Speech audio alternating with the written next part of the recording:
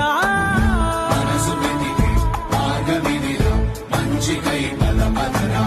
లోకం చీకట్లు చీల్చే ధ్యేయం నీ ఇంధనం, ప్రేమై వర్షించని నీ ప్రాణం, సాయం సమాజమే నీ ధ్యేయం నిరంతరం. ఓరే ప్రపంచ సౌఖ్యం నీకుగాక ఎవరికి సాధ్యం, విశ్వమంతటికి